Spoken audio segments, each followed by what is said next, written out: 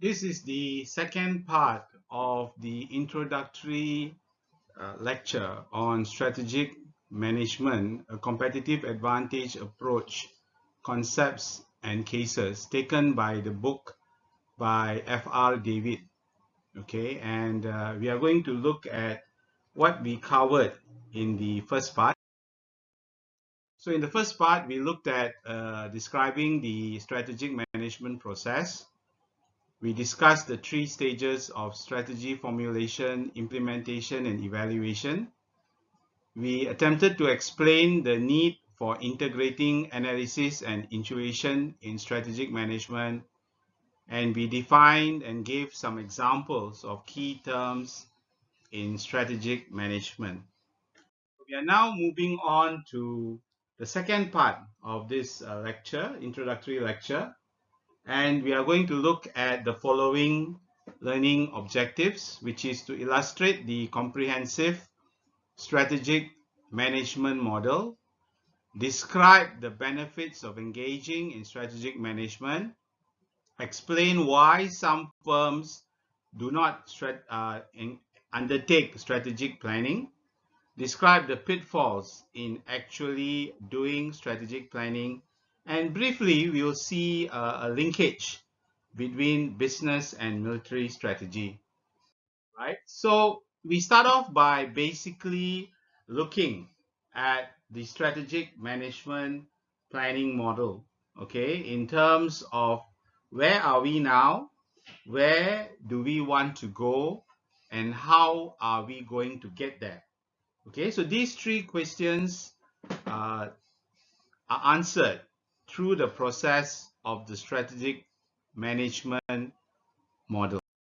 Okay, and this diagram is a comprehensive strategic management model depiction of each stage, okay, comprising of the three main stages of strategy formulation, strategy implementation, and strategy evaluation.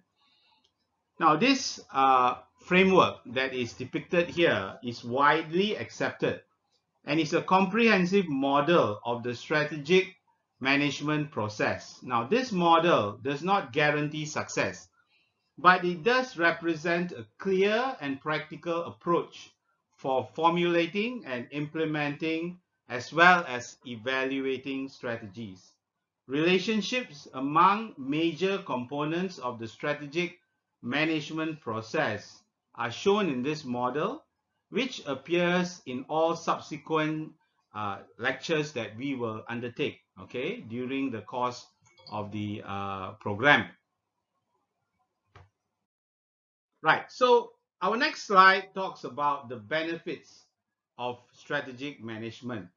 Okay, so if we look at the benefits, then basically we can sum up the benefits in a few key points. Number one, it is a platform or a means of undertaking a proactive as well as a reactive approach in where organizations are able to shape their own future.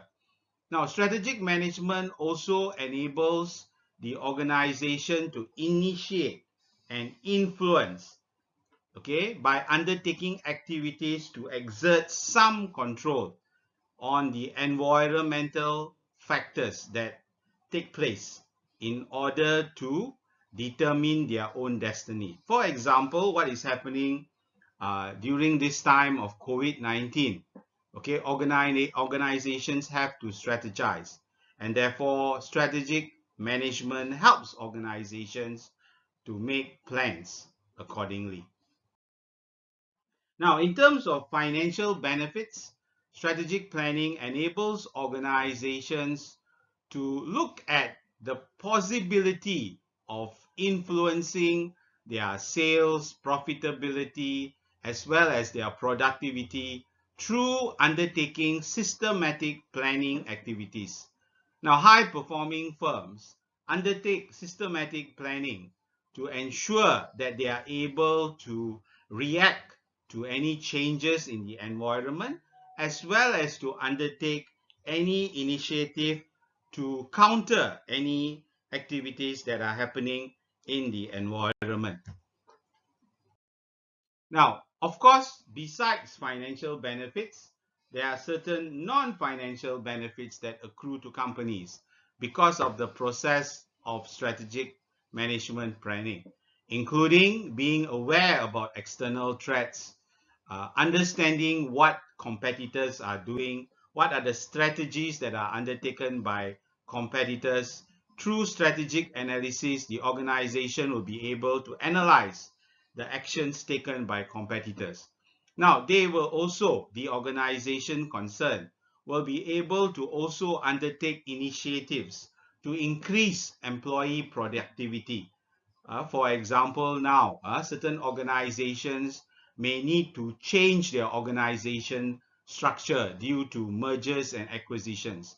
So through a strategic planning process, uh, the organization can undertake programs to train their staff to improve their productivity in the midst of the changing organization structures that are undertaken.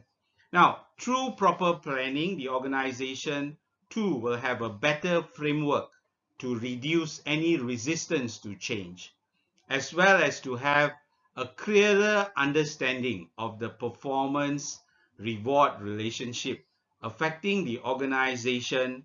And now, of course, not all organizations undertake strategic planning. There are some organizations that do not undertake strategic planning. Okay, so therefore, because of this, these organizations may suffer from certain disadvantages, including no formal training for their staff, not understanding or appreciating the benefits of planning, not having a proper framework to reward the staff or the management for doing planning. Okay, there is no punishment instituted or no reprimand instituted for not achieving targets. Okay, and the organization may be too busy with activities of firefighting, okay, on a daily basis due to lack of planning. And some organizations may view planning as a waste of time. However, there is a famous saying, if you plan, if you do not plan, you plan to fail. Okay, so this statement is true in many respects. So today, more and more organizations have undertaken some form of planning.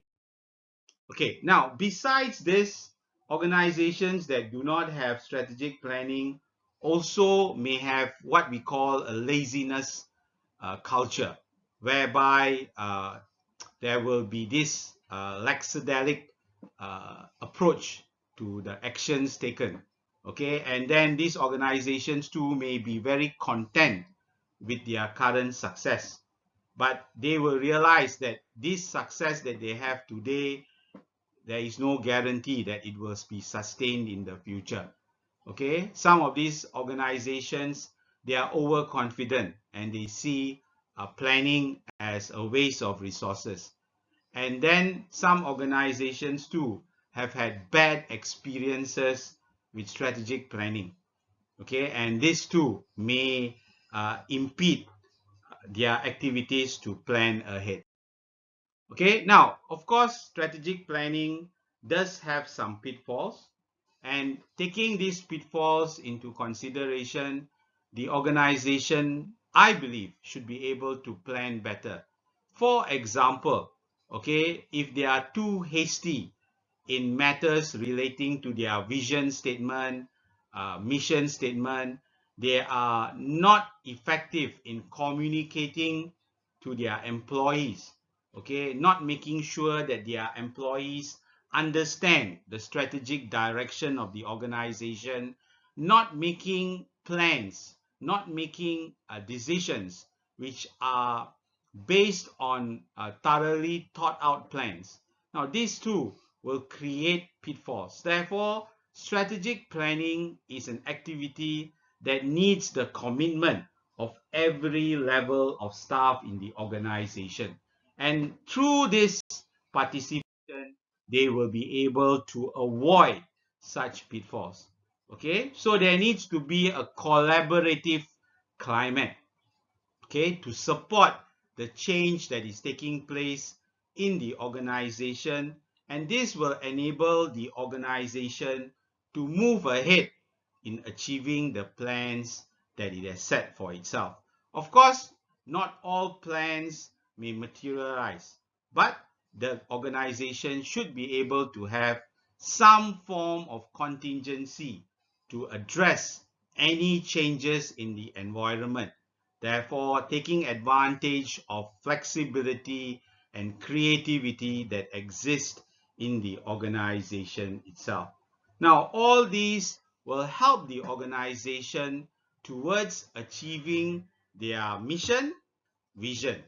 Through the setting of objectives and strategies, the organization should be able to accomplish this. So we have come to the end of the second part of this introductory presentation. Thank you.